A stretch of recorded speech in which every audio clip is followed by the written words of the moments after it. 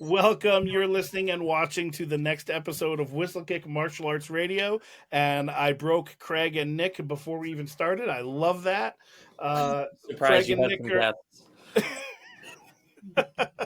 So Craig and Nick are here to help me on this episode, which is going to be called the Karate Kid Universe Retrospective. So we're going to do a deep dive into all kinds of stuff. But before we get there, I just want to make sure the the biggest thing we've been pushing lately, I want to make sure people know about is whistlekickmartialartsradio.com. And there's a tab at the top that says subscribe. And that will bring you to our newsletter, our martial arts radio exclusive newsletter. You'll get first off, you'll get a free book, but you'll get emails about the episodes as they come out. We will be releasing some behind the scenes footage. Maybe you'll get to see what I did to break Craig and Nick. You never know. But if you go there, not only are you going to find the new newsletter that you can subscribe through there, you're also going to find show notes on this episode, of which they will be, we're going to talk about a bunch of different past Whistlekick episodes, and we'll mention them in the show notes there. You can also go to whistlekick.com to find out all the stuff we do, whether it's our events, whether it's our training programs, whether it's sparring gear or merchandise, books, all of that stuff you're going to find at whistlekick.com. And if you use the code podcast15, you'll save yourself 15% on most everything, but not everything. There's a few select things that we don't discount through the website. And lastly, if you want to help support this podcast to help make it happen, because it's not free, it definitely costs money to put on and continue to push out to all of you guys for free. So if you'd be willing to help us out, it would be great. And you can do that at patreon.com/whistlekick. But Nick and Craig, we'll start with you. Craig, how are you doing this afternoon? I'm wonderful. How are you? I'm great. I'm still laid up at home. I still got my leg raised from my surgery, but I've got my fun dad joke shirt. This is not a Whistlekick shirt, although it would be appropriate for me to wear it at Whistlekick events because I tell dad jokes all the time. That's true. That's true. And Nick, how about yourself, my friend? How are you this afternoon? I'm doing utterly fantastic today, man. As always, thank you for having me on for the, I don't know how many times I've been on here, but always can't turn down the invite, especially for this. Yeah, this is going to be fun. We're going to have a lot of fun. And Craig's got an extra one up on Victor. Victor and Craig are going for the record to see who can be on the most episodes, and Craig's got an extra one today. But Nick is starting to catch up, I think. That's why I had to. I've got to be somewhere in the top 5 now. By now. You're certainly getting there. So we're here today to talk about the Karate Kid universe. Now, that what I mean by that is not just the movie The Karate Kid. We're going to talk about all of the Karate Kid movies. We're going to dive a little bit into Cobra Kai as well. We're going to talk about all kinds of stuff. And this episode, the first previous episode I want to reference to is that Whistlekick has already done I don't want to say retrospective, but a profile on the Karate Kid movies. Jeremy Solo by himself, episode 67, did a profile on the movie itself. But we're going to go a little bit deeper. So let's start with you, Nick. Tell me briefly what your first introduction to the Karate Kid was and what it was like for you. Oh gosh. Okay, so it was probably 1991. And the original Karate Kid, Ralph Macchio and the poet William Zabka, that version came out locally the day I was born in 1984 in the Dollar Theater. So it always had a big connection with me. And as I get older, I yearn to be Mr. Miyagi. If I get the classic cars, that's a bonus, and not the terrifying backstory. But it has lived in my mind, and I have defended this movie, all of them, a countless amount of times. It's my favorite series ever. And Craig, how about yourself? What was your introduction to the movie? I just want to point out that I was born in 1991. So,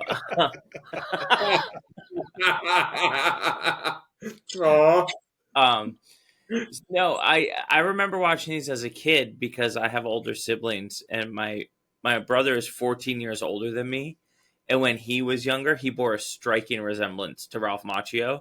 So Okay. he was a big fan. So I think I was probably 4 or 5 the first time I saw it, and anytime I scroll by it, I tend to stop and watch it. Yeah. Um, it's just one of those movies for me that, yeah, it's kind of nostalgic. It makes me think of watching it with my brother, but it's also just a fun movie, right? I'm a big fan of just watching something I can relate to in some sense. I don't think I'm ever going to be serene enough to be a Mr. Miyagi type character, right? But I think that it's a lot of fun, and I think that it connects a lot of people, right? And so I'm a big fan. So we 91. I was a sophomore in high school, and that's probably right around the age that I saw it. Actually, I started training in high school as a freshman in high school, uh, and the style that I started training in was Goju-Ryu. And for those that may not know, the founder of Goju-Ryu is a gentleman named Chojin Miyagi. And so when I saw the Karate Kid, I was like, I don't remember this, but I probably thought something like, "Oh my gosh, this is like a documentary on the person that founded it's Miyagi. It must be the same guy." The Karate Kid, to my knowledge, is never the movie cinema has never come out and said Goju-Ryu is the style of karate that he was training in. But in my brain, that he had to have been, because of that connection to Chojin Miyagi and this teacher's name Miyagi. And I had another little, kinship with the movie because my instructor, although wasn't of Asian descent, still bore a pretty striking resemblance to Mr. Miyagi. He was very short. He had the scraggly, shaggy white hair. And so I felt like I'm Daniel. I'm learning karate from not Mr. Miyagi, but I felt like it. That's where it first came in for me. Were there any personal connections, Craig, that you felt from the karate you were learning, or was it just that it was martial arts? No, I don't think from the material standpoint you can't get much different, I think, from what I was learning and from what they do on the screen. Um what I could relate to more than anything was just the philosophy, right? Like just the difference between the two, right? The Cobra Kai, the bad guys in the original one, quote unquote, right? Strike hard, strike first. I definitely knew people who were training in martial arts when I started, who from various schools, who that's what they were like. And then I knew the other side, what we were always taught, kind of talk your way, de-escalate first. But if you need to fight, then you fight, and you fight without fear. And so that piece, once I started martial arts, that's where it resonated. But from a physical standpoint, there wasn't a connection that way for me. How about you, Nick? I related a lot to Daniel at first because of the story of him being the fish out of water. And, a lot that's going on in my life, the Jersey kid suddenly in California. And when I started, I was in special needs classes, and I went into the rest of the school. It was deemed not really, not fit for either, but he'd belong over here. So, I mean, that got me. And, when I started to train, I was very much the loner type.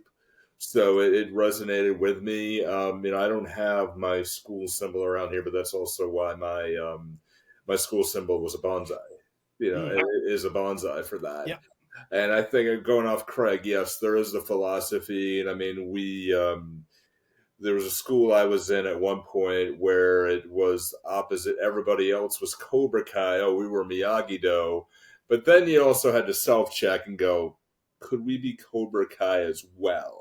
In some situations? So you go back and look at it as a reference and go, maybe we need to correct ourselves here and humble a little bit. Yeah. And what's interesting is that the original Karate Kid movie was not a martial arts movie, right? It was not billed as a martial arts movie. It had martial arts in it, but I think most people would agree that the central focus of the show was not martial arts. It was teaching life lessons, right? Which we as martial artists know that actually is part of martial arts. But, it wasn't touted, and it wasn't, supposed to be a martial arts movie, though the martial arts in it were I'm putting this in air quotes, accurate, authentic. I mean, the Mr. Miyagi stunt double on the show in the movie was Fumio Demura, and if you want to hear his interview, you can go back and listen. We interviewed him years ago before he passed. It was episode 130. And so him being Mr. Miyagi, or rather Pat Morita's stunt double, doing all of the martial arts stuff, like definitely laid a foundation of authentic martial arts, and I think that certainly helped. Nick, do you have thoughts on that? No, I absolutely agree with you, and I think if my memory is right, wasn't he the head referee at the ending tournament? No, that was Pat Johnson. Okay. Yeah, that was just my thought on that one. Yeah, we wanted to get Pat Johnson on the show, but unfortunately he passed away before we could get him on the show. Craig, do you have thoughts on the martial arts itself from the movie? No, I think for the most part, I mean, we've all seen martial arts movies where it's completely over the top, even for what they were doing. Like, sometimes you would expect to see maybe those old kung fu theater things where they're being held up by the wires and running across the trees, but that's expected, right? Mm-hmm. I found the Karate Kid stuff to be not as clean as you would expect from a martial arts movie, and in that is what I liked about it. I think is it's not, because martial arts in and of itself.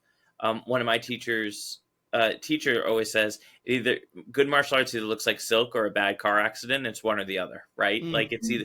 So I think that one of the critiques people always say is, well, his fighting stance isn't right, or this, like this technique isn't what he would do. But I think that therein lies the actual relatability for a lot of martial artists in the movie. Yep. Right. Yeah, absolutely. And, to think as well that, it wasn't super flashy. Like the martial arts that Mr. Miyagi was teaching to Daniel were small movement. It was authentic. It was what you would expect, as opposed to a fancy martial art, lots of jumping and kicking stuff, and in the tournament there was some of that, but most of the martial arts in the movie were pretty realistic. I guess that's the word I wanted to use, realistic. And since I brought up the tournament at the end, another episode you could go back and listen to would be episode 508 with Daryl Vidal. He was one of the last members that in the tournament that I think Johnny ended up fighting at the end before he had to fight Daniel. And, he had a lot of really interesting things to say about the movie as well. Why don't we start to look at moving on from the first movie? And now we go into Karate Kid 2, where, again, not a martial arts movie, but definitely very different from the first movie. Craig, what do you remember from the second movie? For those of you who aren't watching, I remember the drums, right? When you put the drums together and they're hitting the other side. I don't remember spectacularly much from the second one. Like I remember Chosen was a much scarier opponent. I'm not going to say bad guy, but opponent than Johnny was. Because Johnny seemed to have that kind of like, he's kind of a rich boy from California, and Chosen seemed like he was like a real threat. And then I just remember, I can't even tell you very many scenes from the second one that I remember, other than those drums and then breaking the ice in the bar, which was a riot. Mm-hmm. Yeah. Nick?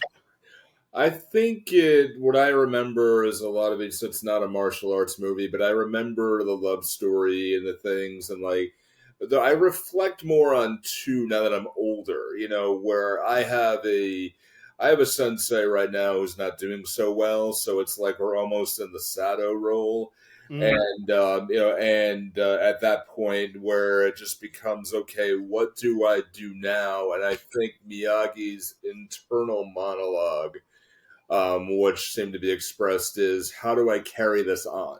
Mm. With, okay, now I got Daniel's doing well. And also, like, I remember thoughts when I first saw it is, where's Daniel's mom at this point? And as I get older, I'm thinking, like, where is she? Okay, you don't have to go to school. Go to Okinawa with Miyagi. That's fine.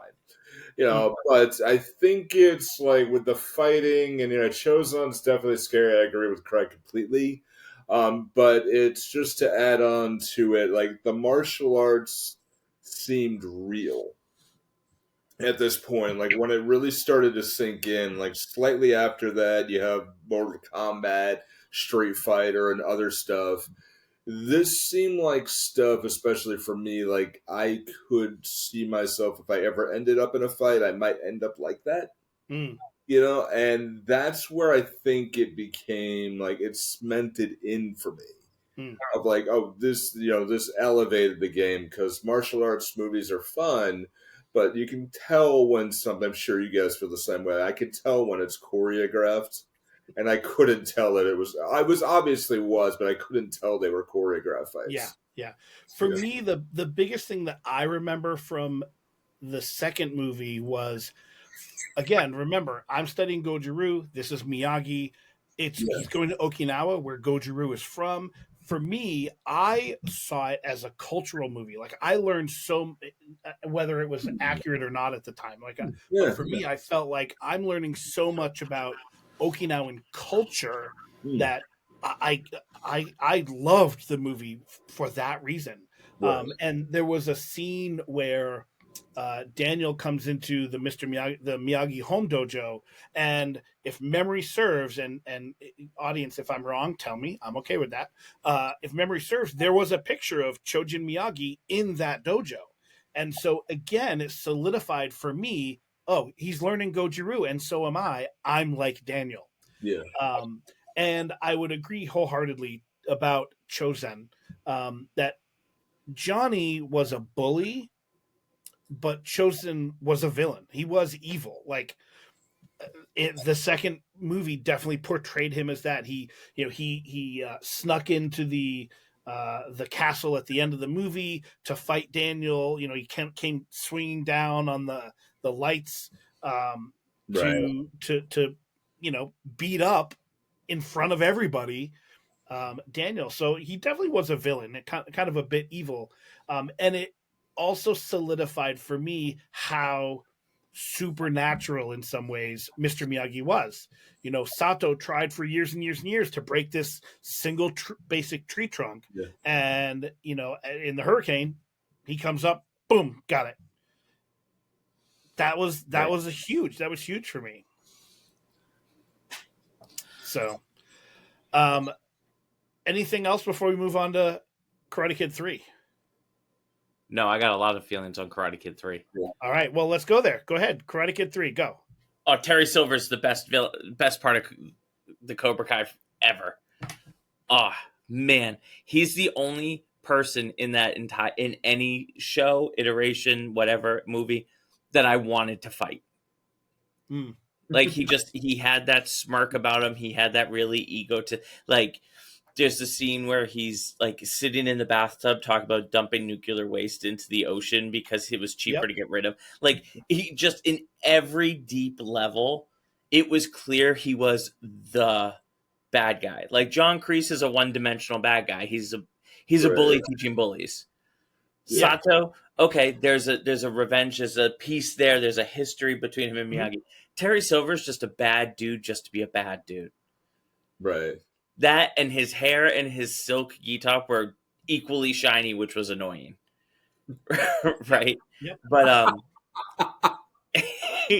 and I just loved, I feel like at any point in some sort of relationship where you have a student and a teacher or a mentor role, because I really think Daniel and Miyagi go beyond student and teacher, right? Mr.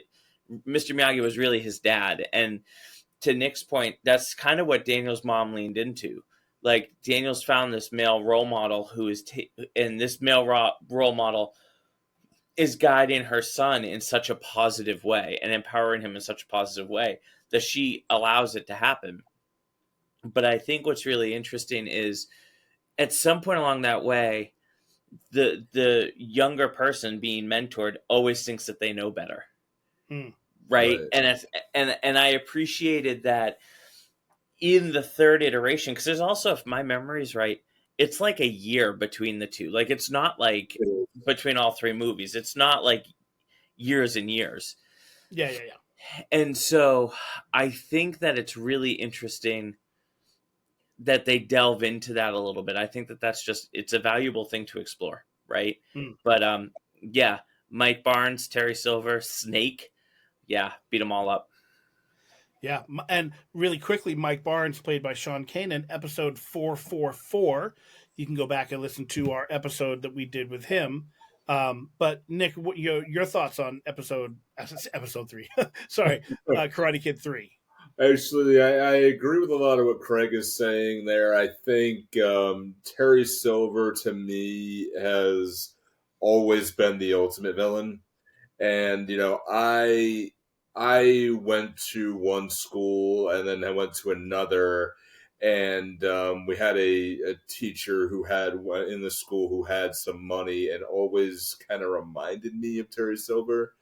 And he just, like, it seemed like to me, just from a movie standpoint, like they had to up the ante and make the ultimate villain there, because the first time you're like, okay, who is more evil than John Kreese?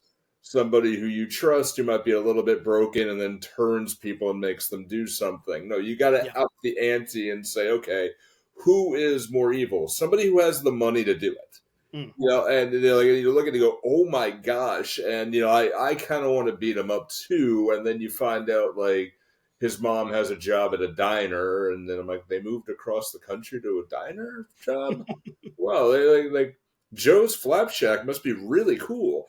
But, and then I think the ending where they kind of repeated some of the hits, he wins again, which was good. Karate Kid 3 is not my absolute favorite, of all of them. But it's, it's there. It's good, but it's just like it has some things to repeat it. And I think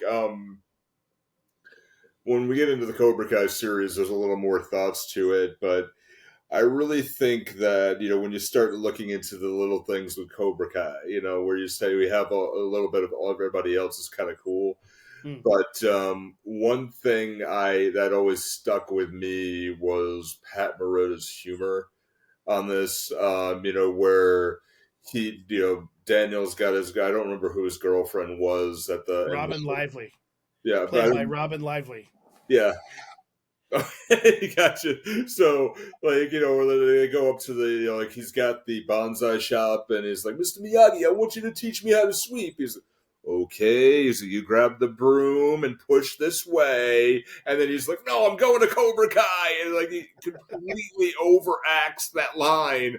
And that always got me as something funny. Like, I'm going to this new dojo. You don't know me, Dad. Like, you don't know me, Dad. And that was just always funny. I think it wraps up well, but it's when you get into, I'm sure you're probably going to Hilary Swank's role now. We'll get there. Next. Yeah. But it just, if they stopped right here, I think Karate Kid 3 would be higher in my brain. And I'll get into the other stuff next. So for me, I saw Karate Kid 3 as, Daniel and Miyagi's relationship kind of broke, kind of like the bonsai did, right? And they even mentioned that, and that, Daniel is able to fix the bonsai and it's able to grow just like his relationship with Mr. Miyagi was able to get fixed. But again, going to the martial arts in the movie, it's the first time that kata is ever really mentioned or brought up in the Karate Kid universe. And do either of you know the kata that Daniel does in the movie? I couldn't tell you the name of it, but I learned a piece of it once. But it was called the Karate Kid kata when I learned it. So it is a Goju-Ryu kata called Seiunchin. Really? Yep. And when I saw that movie, I was testing, or I just tested for brown belt in Goju-Ryu, and the kata I had to learn and do for my test was that form. And so when he starts doing that kata, there you can't, like, go back and watch. And I'm sure you can go on YouTube and find it. Watch that scene of him learning and doing the kata, then look up Seiunchin, and you can't say it's not that kata. It Right. absolutely is. Right. And so again, another example of the Mr. Miyagi is clearly a descendant of Chojin Miyagi. In my brain, that's what I'm thinking. That the movie universe has not said that's the case, but that's what I'm thinking. And I'm learning his style of karate. And so for me, again, it held a really, really big place in my heart because of that.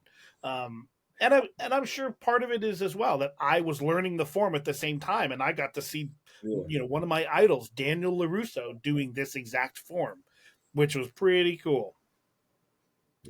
So next movie that came out would have been The Next Karate Kid, which we now shift away from Daniel, and we now move to a female actor, played by Hilary Swank, but it's still in the Karate Kid universe because it is still Mr. Miyagi.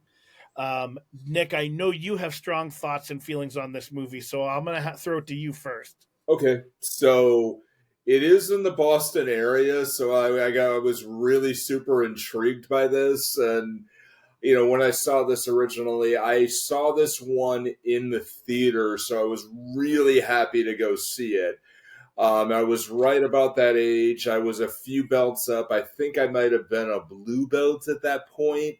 And I'm like, oh, this is going to be awesome. This is going to be fun. And then it just degraded slowly. Now, there is something that's a bit of trivia. Again, movie nerd trivia here. And I don't want to go too deep into this, but, Pat Morita really did this because he needed a paycheck. He wanted this one, and he said in interviews later he had a few beers in between, his takes when he could. And there's one line where he's supposed to deliver a very Groucho Marx type thing. Like if you imagine him with the cigar going like that. And, he said, and Julie is supposed to go, when are you going to teach me something cool like breaking boards? And his line is supposed to be, never break board. What board do to you? The line goes really slow, goes, don't break board. What's board do to you? And he staggers off the screen. Oh, you couldn't have done take two at that point? But I would say on the martial arts end of it, it is one thing that is really good is that, again, it seems real.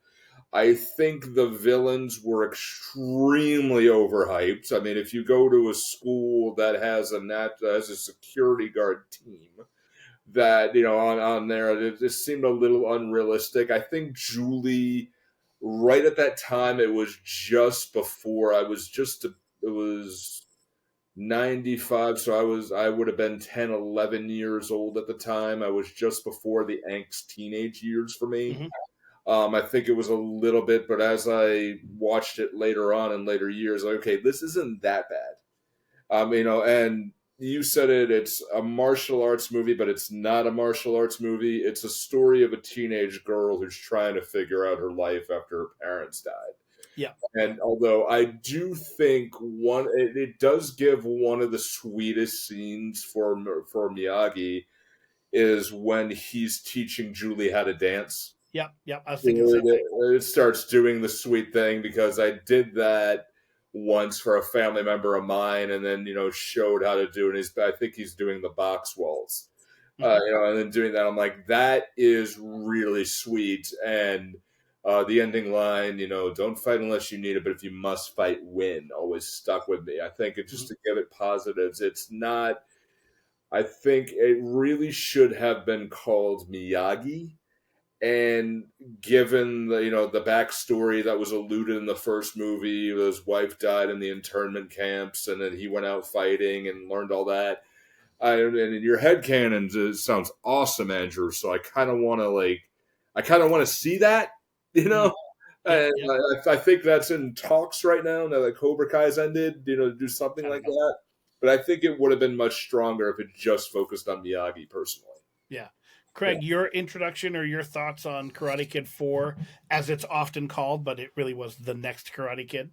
Yeah, I mean, I don't disagree with most of the stuff Nick said about the movie.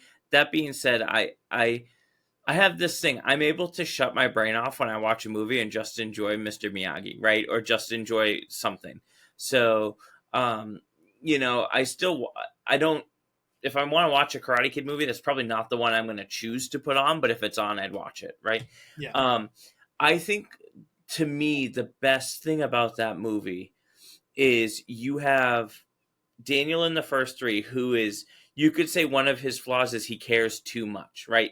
His heart is on his sleeve too much he takes personally. And Yeah. then Mr. Miyagi goes to the other side of the country and he has this kid who obviously, right, you've got Daniel and then Julie, so you've got male and then female or whatever, right? But then you also have different sides of the country and you have cares too much, doesn't care at all because she's been so hurt because of this tragic loss in Yeah. her life. She Mhm. no longer cares. And he has to find a way to inspire and connect with somebody who is not craving that connection in a way that she realizes. Mhm. Daniel, it was clear. He's craving this father figure, this mentor. Exactly. Julie wants the world to shut out because she's been so hurt that she doesn't want to get hurt again. Mhm. And Yep. so I thought one of the things I liked about it was that there was almost a similarity in some of the ways he tried to teach her and train her. But then when those didn't work, he had to go to a completely different thing, right? That's exactly what I was going to bring up. Yeah. If he took Daniel to a temple, Daniel would have sat there and meditated immediately, right? Like that, like he would have instantly owned into it and understood and trusted that there was a lesson. Not Mhm. Julie, who, like there was, it just wouldn't have hit the same way. And so I think that's what I liked about it, was it showed in a more intrinsic way, right? Like as a teacher, just because you taught one person one way really well does not mean that that's going to correlate anywhere else. You Yeah. have to be able to delve deep. And I think that that's the thing about, to me, the next Karate Kid shows that Miyagi's a better teacher. Mm. Yep. It's interesting. I was going to say something very similar, the same vein that, what he tried to work with her the way he worked with Daniel, and it didn't work. And he had to pivot. And how many of us out there have had to do that same thing with a student, right? We've all had to pivot, and, what works for one person doesn't work with the other. Right. For me, the other thing that I loved about this movie was, again, the cultural stuff, like, going to the temple and learning about, and again, I've never been to a monastery or a temple like that. I couldn't tell you if it's accurate or not, but, you know, 18-year-old Andrew thought it was like, oh, that's what it's like to go to a monastery and to not eat during food, and, protecting all the animals, the little bug that, rather than squishing the bug, you brought it outside, right? Things like that for me were awesome. And then there was Kudo in it, the archery. Yeah. So I think there's a lot of really cool things about that movie. We can't overlook that it was overacted a bit. I don't think they spent as much time making it be as good as it could have been. But having said that, I still liked it. I thought it was good. I do too.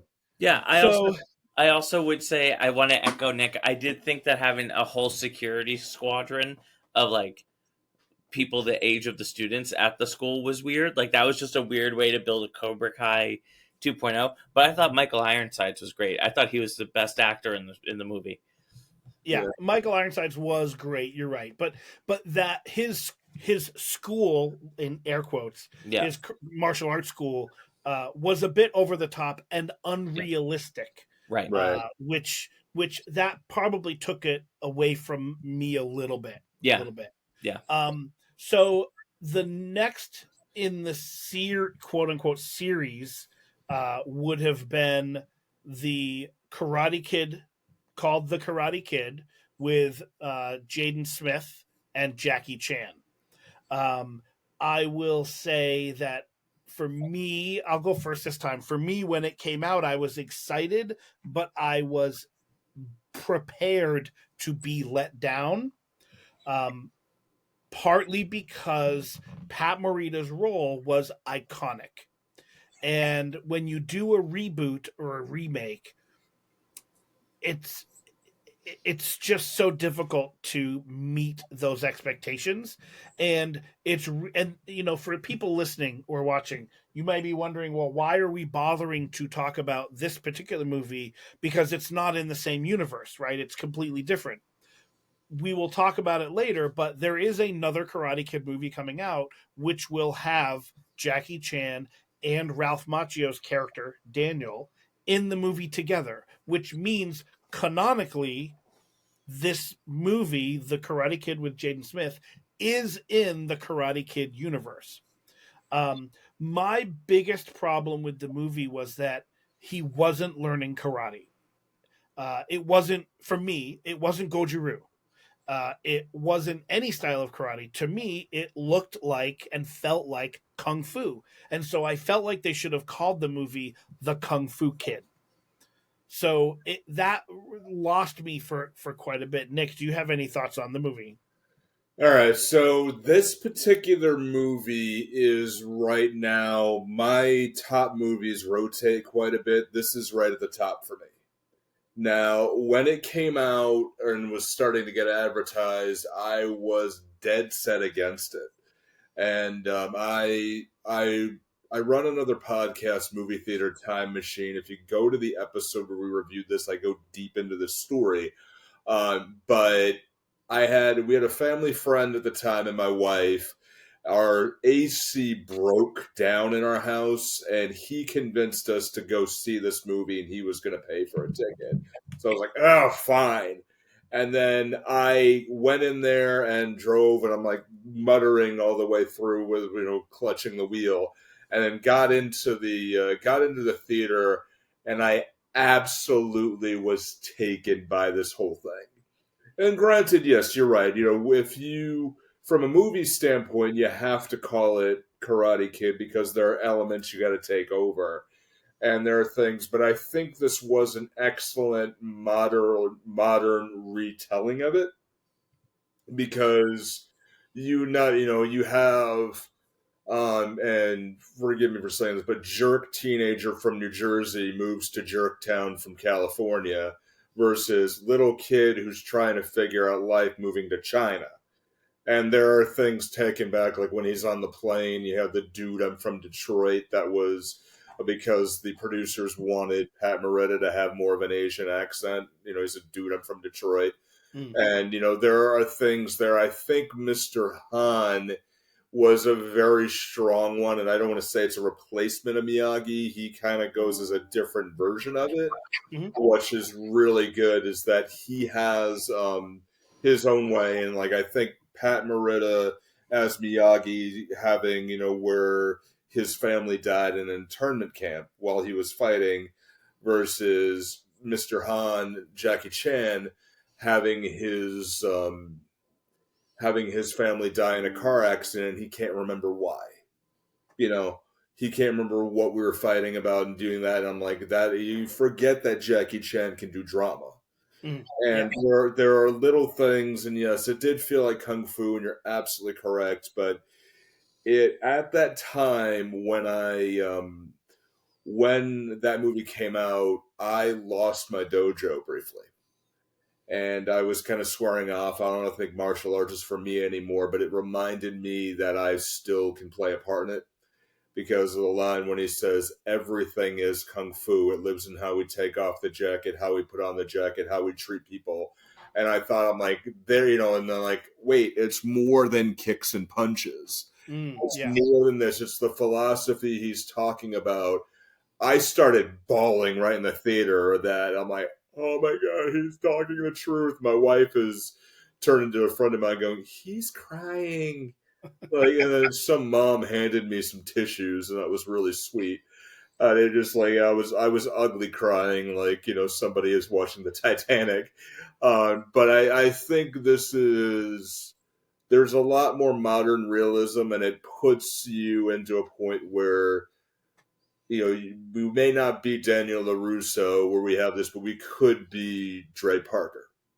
We could be that person at some point who you're out there going, oh my gosh, I don't know what I can do, and going, you know what, I can build a life somewhere. I think the movie is absolutely fantastic. I could talk forever about it. So I love it. And Craig, how about yourself? Yeah, so I remember when that movie came out. What was it, 2011? I think, give or Yes, take, sir. right around there. Okay, so I remember that movie coming out, and it was the first Karate Kid movie I was gonna be able to see in theaters because I was too young for the other ones. So I was super excited about it. Like most people, I love Jackie Chan. I found the same thing, Andrew, where I was like, okay, well, this isn't quite karate, right? Like it didn't necessarily bum me out because again, I was gonna go and see Jackie Chan do martial arts on a screen, so I was gonna be excited either way, right? Sure. You know, I personally, for me, I never walk into movies with an expectation of anything other than I'm probably gonna enjoy it, right? If I go see a new Star Wars movie, given the track record, they're usually, the past decade, not the best movies, but I'm going to see spaceships blow up and lightsabers, right? So I'm going to enjoy it either way. Um, and so I definitely enjoyed the movie, but I remember I was so excited about this movie that I talked to the owner of our school and I said, let's do a dojo field trip. And we rented out a movie theater and a bunch of the dojo families all went and watched it together. And the instructors did demos in front of the theater for people. Like it was like a show. And it just so happened the day that we rented the theater was my birthday. So like it was just like an extra special Perfect. like That's first so viewing. cool. Right? It was so fun. We're definitely renting a theater for the new Karate Kid movie coming out again because it was so fun last time. Right? Yeah. But I think you're right. I would have preferred it have a different name. But I think that in the one movie, they added so much depth to Mr. Han that Mr. Miyagi got in 4 movies, right? Yeah. Like I think that it's. I would argue from just a movie making perspective, it's probably the strongest of them, but it doesn't live up to the other ones in the way that Pat Morita had that buy-in, and Yeah. I think that Dre's mom had those funny moments, where his coat's on the floor and she's, pick it up, right? Like it's funny. It added a lot of light humor to it. Yeah. Yeah, and I enjoyed the little bit of take, right? It still ends with the jumping flying kick through the air, but it's not the same kick, right? Yeah. So yeah, I enjoyed it, and being somebody who does Kempo and Kung Fu myself, like I actually probably from a martial physical technique standpoint relate more to that movie than to the other ones. Interesting. So moving on, the next before we get to Cobra Kai, the next thing I want to talk about, and you guys might not know this or have whatever, but I think it's fun to recognize that I couldn't tell you a year, but are either of you a fan of the TV show How I Met Your Mother? Yes. Oh, I know exactly where you're going. A couple seasons towards the end, Billy Zabka comes on the show, and they kind of poke fun of his character from the movies, and kind of they plant the seed for the Cobra Kai series. Right. And I could be wrong on this. And again, if you're listening or watching and you want to correct me, please do. But I want to say I remember seeing that John Hurwitz, who was writer, producer, and director for the TV show Cobra Kai, he came on our show. He was episode 514, so you can listen to his episode. And I'm not saying he talked about it in this episode, but I seem to remember hearing that he saw those episodes of How I Met Your Mother and really liked the concept of, maybe Daniel was the bad guy. He was the one that came in and stole his girlfriend. And, it leads into like when Cobra Kai first came out, this first season, which was not on Netflix. It was on YouTube. uh, and you could only get it through YouTube Red. I remember watching that and being like, this is not the first time I've heard this story of like, Johnny wasn't the bad guy. Johnny was the good guy. Was interesting. But then Cobra Kai season 1 started on YouTube Red. Craig, what was that like for you? Did you see it on YouTube when it first came out? Oh yeah, I was living with two of my best friends at the time, and every time when it came out, that was one of the. We don't really have a lot of shows anymore where you like. I have to be home by Friday night at 8 p.m. to watch this show, right? Like that doesn't exist anymore. That was one where we all agreed we're home Friday night, 8 p.m. We're all gonna crack a beer and we're gonna watch this show because it was me and two other people who have trained a lot, and so we're just gonna watch the show and it's gonna be great. And it was like it early on really like I loved it. I couldn't get enough of it. And I think the cool thing was, right, like The Sopranos is the reason Cobra Kai exists, right? If you think about it long term, The Sopranos was the first TV show that took a guy, Tony Soprano, who's this evil dude, and made him relatable and showed you that he's a human too. Yep. Same thing with Breaking Bad. Right, without The Sopranos was the first one that did it, and then Breaking Bad, and then if you want to take shout out to Dennis, right, professional wrestling, Stone Cold Steve Austin's an anti-hero who you root for. All of a sudden, all these things lay the groundwork for Johnny Lawrence, and I think that it's really interesting because when you pay attention to Cobra Kai and hear his side of the events, this kid swoops in, tries to steal his girlfriend, all of a sudden with 6 months of training dethrones him and does everything he like. It makes sense. His perspective also makes sense. And I think that's I think that it was fun, and Billy Zabka carries that show, right? Like his acting it carries the show. And I like that they made every sensei, every teacher relatable because none of them are Miyagi. Yep. Everyone strives to be Miyagi, but all of us fall short. And I think that that's the best thing for me from a martial arts perspective in this is that I no longer feel like I have to live up to Miyagi, right? It's okay to have this other side and to be a human too. So yeah, I love that show. Nick, first season? Oh, first season, I held off on this for years. Really? For a while, because I was so diehard with the originals. Now, as I said with the Jaden Smith version, I was really begrudgingly got into it. So it was my students at the time when we were in the peak of pandemic, who said, "Sensei, you need to see this." And then said, and one of my students at the time, Brian, who all but basically said, he's like, "I'm not showing up unless you tell me you watch it." Like he did, he was fun, but he's like, "Come on, sir, come on, like you've got to," and like, okay. And I'm like, you know what? I'm going to enjoy some good acting. And like the poet Billy Zabka is here. There's a reason why I said the poet William Zabka, because I love that storyline in How I Met Your Mother. Absolutely love that. And and they said, all right, let's go with an open mind and see it. And I just got hooked right in. And one of the things that it really led me to talk about things with my wife about it, and things like when they go into Daniel's regrets of leaving Miyagi and going to Cobra Kai, and to echo Craig as well.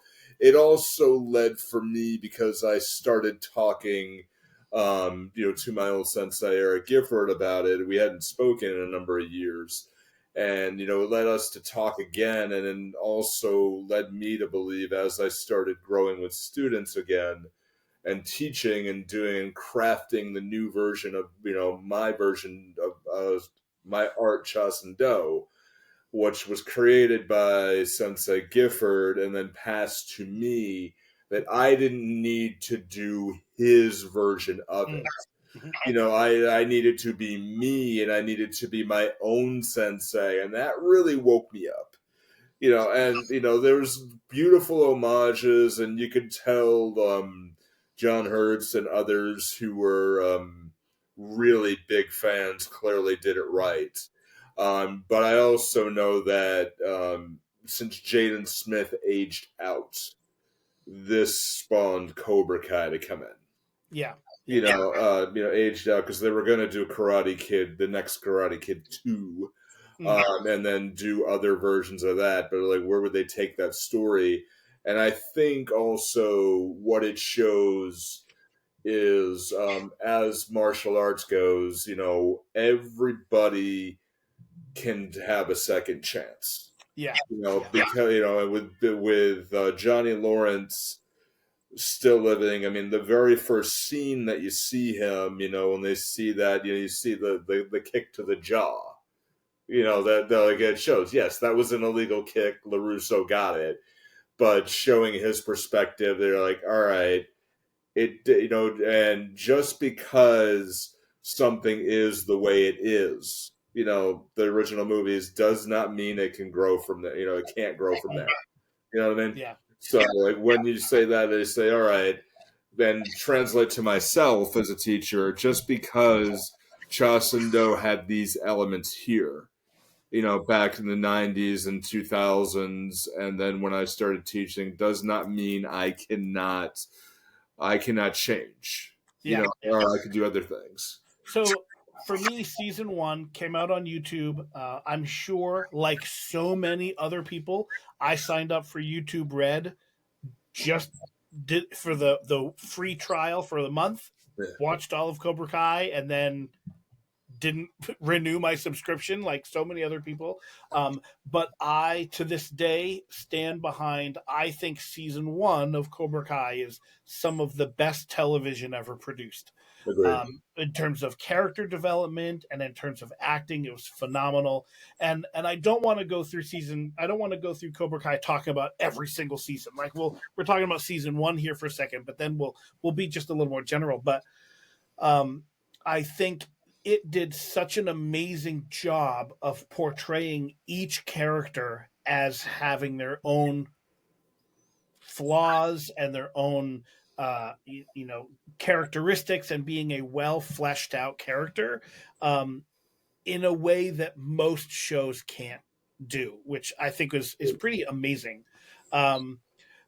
As we progress through Cobra Kai, the series, this different seasons, I loved the fact that you could be a huge fan of the Karate Kid universe and have all of these extra little things that you got, but that you didn't have to. You could be a brand new person that has never seen a Karate Kid movie, watch the series and say, oh, this was really good.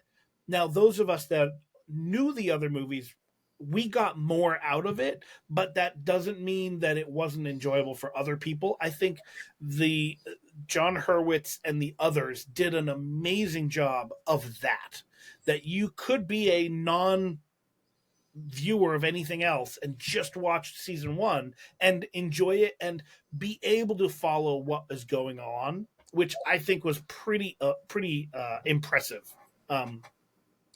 As the series went on, they brought in other characters from the other movies. Season 1 was just the first Karate Kid, and I think season 2 as well. Season 3, they go to Okinawa. Now Chosen is involved. He comes back.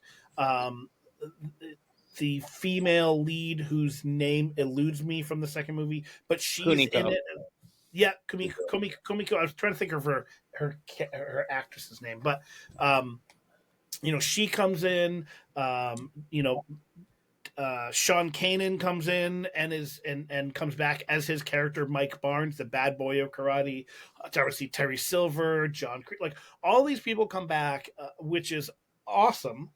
But it started to, for me personally, as the seasons went on, I didn't enjoy them as much. Now, don't get me wrong. I've seen every episode. As soon as they got released, they were always released on a Friday, I think. I had seen all 10 episodes by Sunday. Like, I binged them as quickly as I could. I loved the series, but it just, so much of it for me became unbelievable.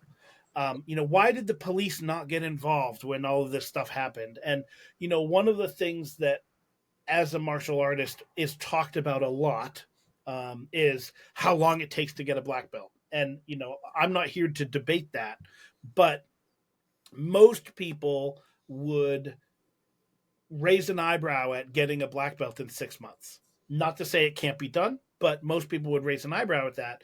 And one of the things I loved about the original Karate Kid movie is when Daniel shows up for the tournament, Mr. Miyagi steals a black belt to Right. give to him. So because he's not a black belt, he's just been training with him for a little while. And in the Cobra Kai series, that doesn't happen. There are students who will have a white belt one week and then like 2 episodes later be wearing a black belt. And it struck the realism of that was like they progressed in ability a lot faster than makes sense. And so that started to lose it for me a little bit. Craig, do you have any thoughts on the few, like not season one, but as the series went on? Yeah, to me, the kids had their own stories and things like that, but they were the vehicle to focus on Johnny and Daniel. So I didn't really pay attention to a lot of that. Like, oh, they all of a sudden they're wearing black belts. I just assumed that that was a tongue in cheek. Daniel had trained for only a few months, and all of a sudden Daniel was a black. Like it just seemed to me like it fit into what was already established. So like that part didn't bother me as much, or I guess the protocol and the procedure from martial arts perspective didn't. Yeah. But I found that in every season, I just would pay attention to, as the realism went down, the character growth and understanding that Johnny had in a deeper level went up. And so like I was just solely focused on that redemption of him.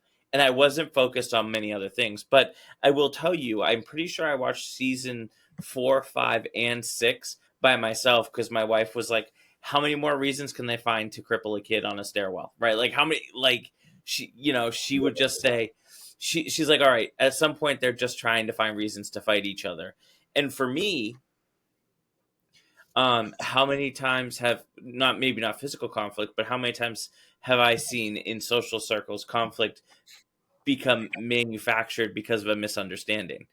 And then when it breaks, and then when that relationship breaks for that reason, how many times have I watched people put it together but very fragilely, and it breaks again because of another misunderstanding? Like it's just a common human social trait, I feel like.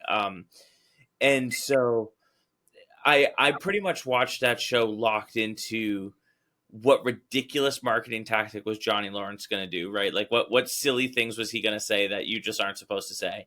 And then B, what about his character growth and him coming back from, just manifesting himself as this loser that he never really was, but he just allowed himself to become because he couldn't get over a loss. Right. That for me, that was the overarching theme of the show, and everything else was just like we say in martial arts, the physical skill is the vehicle to teach the life skill. Mm-hmm. It's not about punching and kicking. It's about everything else. And so when I watched the show, that's how I approached it with my head, is I want to see these people overcome the other side of this, not the punching and kicking. Yeah, that's cool. That's window dressing. That's the fun part. Right. But yeah, for me, I don't know. And I just finished season 6 not long ago, so I'm super high up on it right now. Right. Like I'm super infatuated with it, but I don't know very many other shows that I rushed to binge watch. Right. Like I need to watch every single episode in a row because I just want to know what's going to happen next. I don't know many other shows in my life that I've been that way for. Yep. Nick, before we go to you, Craig, I will say I completely agree. The wanting to what's next? Because you already mentioned it earlier, I will tell you the first show that I had that feeling with was The Sopranos. Just coincidentally, that I would get done one episode and have to see what happened next. But anyway, Nick, what's thoughts Paulie Walnut's going to say now? Nick, your thoughts. Oh man, like Cobra Kai, I just absolutely enjoy. And yeah, you're right. There's realism that just is a little off, and where some things like a couple of the jokes that stick out that I really like.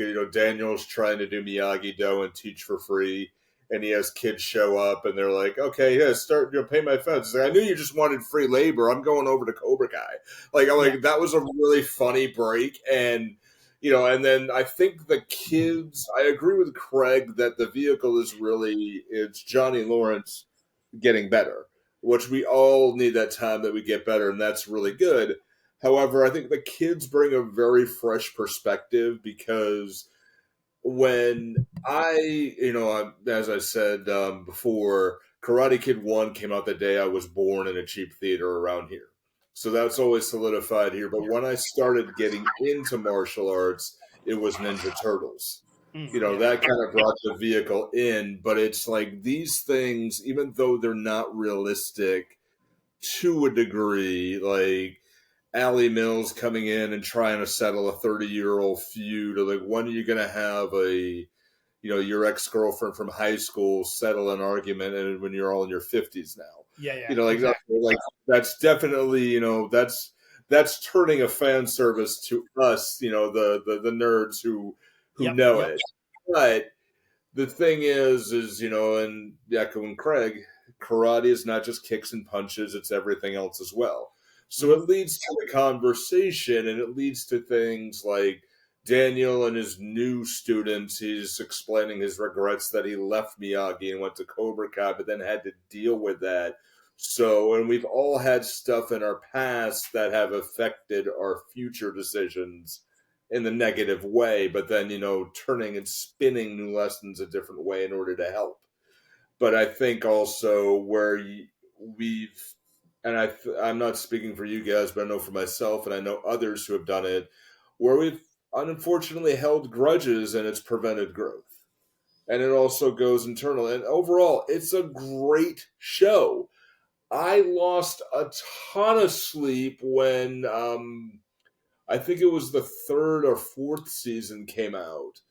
And, I'm like, I got work at 8 o'clock in the morning. I checked my phone. Oh, shoot, it's 4. Like, now what do I got to do? Well, like, okay, I've got to stop at Dunkin' and get coffee before I go in because I'm going to need it. Yeah. Like, why are you late? Cobra Kai was so cool. Have you seen this? And, but it did lead to those things. And also, Daniel is, and Craig gave me something I didn't even think about was, like going from Daniel to Julie, Miyagi had to change his way. As much as we do, Daniel has to change his way where he's like, I won the championship in 1987, and all the kids just go, so? Like, so what? And then, like, you can't hold on to those past grudges, show what's going on, and then actually take the time and mentor. They're not going to come to you just because you put a shingle on your house. They're going to come to you because you have that way about you, and that then Johnny comes in and grows. I mean, it's absolutely hands down fabulous. Every single thing about it, and even where like my wife said something once that I think it was the end of the fourth season where they go to the big tournament. They're a combined school, and the character Tori rises up, and they lose. Mm-hmm. They lose. You find out Terry Silver's paying off, but they don't get the glory. And I recently did an episode with you guys. Like, how many times have we gone to a tournament? You don't get the gold. But then they have to repair, they have to deal with that, they have to figure out what they can do. Those are the elements, and those are things I'm like, I wish I had that.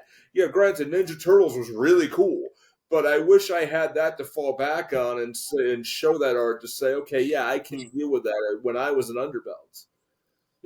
That's for me. I mean, it's still absolutely fabulous show all around.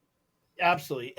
And the martial arts in it are pretty good. Again, when I couldn't tell you what season, but the season where they're training in the backyard of Daniel's house, and Mary Mouser's character, his daughter, who, by the way, we tried very hard to get on the show. Jeremy and I actually talked to her personally, directly, her and her agent at Rhode Island Comic Con a number of years ago. We had on the show Mark Pera, who I didn't look up his episode, but Mark Pera is a martial artist from California that Mary Mouser trained under to get ready for Cobra Kai. And so we talked to Mary Mouser about getting her on the show, and it didn't work out schedule wise. We couldn't make it happen. And now she's got new talent agency that we haven't been able to get in touch with. But regardless, that scene where they're training in the backyard and she and someone else, I can't remember, were on the wooden platform in the water, and they're doing kata, and they're doing a very, very well-known Okinawan / Japanese kata. In Okinawa, it would be kushanku or kusanku. In Japan, it's kankudai with the opening scene. Again, it's, if you know that form, that's obviously the form they're doing. And so, they definitely had some good consultants on the movie. And I'm curious, there are two that we haven't talked about yet, cast members from the Cobra Kai series that we have had on the show. And I'm wondering if you guys can guess who it would be. I will tell you it's not Daryl Vidal, because he was in Cobra Kai at the last season. He was the head referee for the Sekai Taikai, which was cool to see him come back as his character. Obviously, Sean Kanan we had him on the show. He was in Cobra Kai. There are two actors that were in the last season, and I'm wondering if either of you guys can guess who it might be. Well, first, let me tell you that Mark Pera was episode 608. There you go. Mark Pera, episode 608. He wasn't directly involved with Cobra Kai or Karate Kid, but he helped train Mary Mouser to get ready. But thank you, Craig. You're welcome. And I'm not sure. I don't remember. Dude, there's been over 1,000 episodes. And I've been in like 700 of them. So it's one of the 300 that I haven't been in. I would say outside of the 450 I've been, So the other two actors that we've had on the show, episode 688 is Justin Ortiz, and his wife came on episode 860, Juliana Ramos, who's also, they're married. They were the Spanish team. They were the leaders. I believe they wore yellow in the Sekai Taikai. Gotcha. So they were actors hired to play on that team. So we can say that we have had two actors from Cobra Kai on our show as well. So that's pretty cool. Yeah. Anything else about Cobra Kai, the series? Actually, I'm going to add one thing. The other thing that Cobra Kai does really well, and Craig, I think you'll appreciate this. You may not have thought of it, but I think you'll appreciate it, is it's a great vehicle to show that your school will create a culture, and every school has a culture, and that even if you don't want your school to have a culture, it will, and your students will become that culture. And I think Cobra Kai as a series really shows that really well. Yeah. First of all, you're right. I do appreciate that. And I think, and I think that just to tie that in, you have to pay attention completely to the whole picture of your culture, right? When the students were served the best was when Johnny, Chosen, and Daniel were teaching together. When there were three senseis is when they were at their best, because there were three different perspectives. You weren't locked into one specific ideology. Now, I'm not saying that every school needs three senseis. What I'm saying is one sensei needs to have the mindset of three. Agreed. Right. Yeah. When there's three, they got to flex their style. Nick, any last things? Yeah. I would know. It's just piggybacking off Craig. Lastly, let's get into the new movie that's coming out. So now we're leaving the retrospective a little bit because we're going to be talking about the future. There isn't a whole lot that we know about the new movie coming out, other than it involves Jackie Chan's character and Ralph Macchio's character together in the movie. And so I'm looking forward to seeing what they're going to do with it. Me too. I saw a graphic too. I'm not sure how accurate it is, but that they have like 5 or 6 other projects in the works to build off of Cobra Kai outside of this movie. So Seriously, Great. I didn't know that. yeah, Wow. I mean, spoiler alert. I guess we've been talking about Cobra Kai for a little bit now. So if you've not seen it all and don't want me to ruin it, stop listening for 30 seconds. But there's supposed to be, from what I saw, a spin-off of Sam and Miguel in Okinawa, or Tori and Robbie Keane doing what they're doing. Like, there's supposed to be spin-offs, but I'm super excited to see where the movie takes Mr. Han and Daniel, and hopefully continue to give Daniel this idea and look back into Miyagi, because it seems as though Mr. Han was a contemporary of. And so it should be interesting to see how they connected. And I'm assuming that that's why the series brought in the Sekai Taikai, right? That Mr. Han was somehow involved in that in some way, whether as a fighter or he just knew of it. I'm assuming that that's how it's going to be brought together. But I'm super excited. And it's like a couple months away. Yeah. I did have a student send in all their info to try and be in the movie, and unfortunately they didn't make it. But they did send in all their demo reels and everything. Like, they were ready to go. I was super excited for them, and it didn't pan out. That's cool. Nick, any thoughts on the new movie? I'm just really going to look forward to it and go as a big fan. Honestly, you know, every single thing has been great. I am not. I'm just really going to go with a big open mind.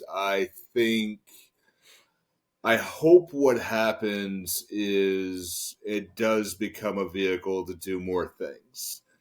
And, you know, to do more things, but also, like, to get into things. Like, I know, as I understand, like, one of the things there, Josh Hurd and Hurwitz and others are looking at doing Miyagi's backstory, even if it's just a short one season.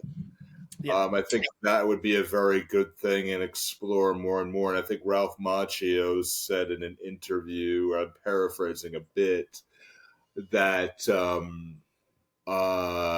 was it? This story is over, but the universe is ever expanding. You know, of everything. So I think, and that seems to be the way things are going. You know, with people who are, you know, you have great TV shows where stars have podcasts where they're rewatching their old work and stuff like that. So I think it should be something, even if they end up doing a podcast together and, you know, doing something like that. I don't know. But I just hope it keeps expanding more and the conversation keeps going. Yeah. Excellent. Well, thanks so much for being here, guys. I definitely want to say for both of you guys, you're the best around. Nothing. Oh, sorry about that. That's right. For those watching, you can see the picture that Craig has behind him there. Thanks so much for being here. Photo from the All Valley. Yeah, it's awesome. Had I been thinking of it, I would have worn my All Valley T-shirt. I didn't think of it. That's okay. One last thing, we're gonna wrap up here and we're gonna leave. But I was thinking of this as we're talking about it, and if you, the listener, go to whistlekickmartialartsradio.com, go to subscribe to our newsletter. I'm gonna set this up, and I'm making a note as I talk here that it's currently. It's currently the middle to end of March as this episode is released. So March, let's say April, May, June. I'm going to put down early June. I'm going to release something to our subscriber list. People that subscribe, I'm going to send a video, a movie out. And the reason I'm doing it in early June is I want you, the listener, I want to give you a chance to listen to this episode. Go to whistlekickmartialartsradio.com.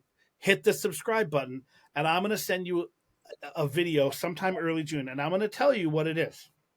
I know what it is. Yeah, Craig knows because he's seen it. It's awesome. You need to subscribe because I've seen it.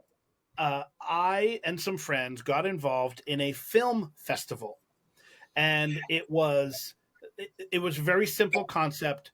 You're given a list of classic 80s movies, and you show up on a Friday and you tell them you tell the people running the competition what movie you're going to remake. And you randomly draw the genre that you have to remake that movie in. So, as an example, some of the movies on the list were Back to the Future, Driving Miss Daisy. Obviously, The Karate Kid was on there. I think Terminator was on there. There were all this big list of classic 80s movies, and you will be randomly selecting a genre. Could be Western, could be musical, could be talk show, could so you could have we chose, my team obviously chose The Karate Kid, the movie. And the genre that we selected randomly was documentary. So this was on a Friday. We had exactly 1 week to create a 7 to 15-minute movie that would be our movie, The Karate Kid, as a documentary. And we did it. And I'm going to, in early June, send out via email. If you're on our email list, you will get a copy of that movie that we did for the film festival. Now, we didn't win, but we didn't win overall, but we did win for best use of genre. So we took the genre we were given randomly, documentary, and we did such an amazing job of making it a documentary. And I'm not going to spoil anything, but I will say that this was long before Cobra Kai came out, and there are a lot of interesting similarities between what we chose to do as a documentary and Cobra Kai. So early June, look in your email for an email from Whistlekick on that list, and I will send out the full movie. It was pretty cool. So it's super cool. I'm telling you. Anything else to close out, guys? I got nothing. Yeah, I would really say go see all the Karate Kid movies, and especially for any martial artist of any age. All this is absolutely wonderful. So please jump on in for any of it. And if you have any questions, talk to us. Or if you're in the New England area, want to come Awesome. watch it All with right. me and my students when the new movie comes out, just email me, Craig@whistlekick.com, and you can come watch it with us. Oh, Craig, I'm there for sure. Done. For sure. Yeah, I will make plans. All right, so let's try and do this. Let's try and do this. Nick, you go first. I'll go second, and Craig, you're going to go last. Let's see if we can get it. Ready? Gotcha. No rehearsal. Nick, me, Craig. Ready? Until next time. Train hard. Smile. And have a great day. Wax on.